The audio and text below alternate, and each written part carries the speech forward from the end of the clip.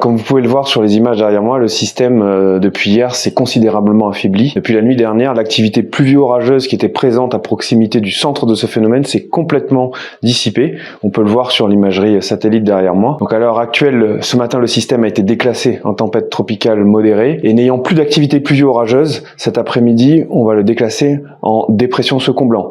C'est-à-dire un phénomène comme prévu très affaibli et qui demain va transiter au sud-est puis au sud de la Réunion, en nous mettant dans un secteur très peu actif du système, puisque les masses ou l'activité pluvio-orageuse très résiduelle qui va être associée à ce phénomène va passer assez loin au sud-est de chez nous. Nous, on sera dans un secteur relativement peu pluvieux, donc en termes de pluie, c'est vrai que c'était l'élément sur lequel on était attentif. Et bien au final, l'hypothèse que l'on privilégie actuellement, c'est un impact pluvieux très modéré. On va parler d'arrosage modeste, qui va commencer à partir de la nuit prochaine sur les régions sud-est et sud, qui vont rester assez humide, assez arrosé, mais avec des cumuls tout à fait modestes sur la journée de demain. Vendredi, on aura avec l'éloignement du système un flux qui va s'établir au secteur nord et qui va ramener de l'humidité plutôt sur la moitié nord et est de l'île. Mais dans l'ensemble, sur jeudi et vendredi, en termes de pluie, on ne s'attend pas à avoir des cumuls très importants de pluie. Ce sera vraiment un arrosage modeste qui fera quand même du bien, mais qui ne va pas soulager la Réunion de ses problèmes de sécheresse. Et sur les aléas associés à ce phénomène, où il faudra quand même être attentif, le premier, c'est l'état de la mer. Météo France a émis ce midi une vigilance de niveau jaune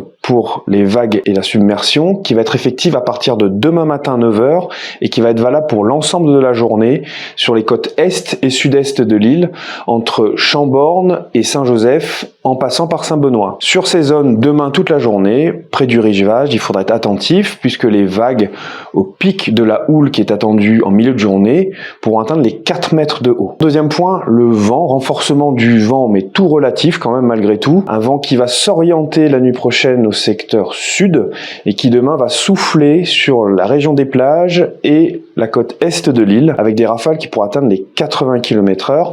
Météo France à 16h va émettre une vigilance vent fort de niveau jaune pour ces régions ouest et est sur la journée de demain pour des rafales de 80 km/h qui n'ont rien d'exceptionnel mais qui demandent un point d'attention pour les activités exposées aux rafales un peu fortes. Et on en sera quitte pour une influence donc au final très modérée de ce phénomène qui ensuite va s'éloigner à partir de vendredi de notre île et qui ne nous intéressera plus du tout pour le week-end.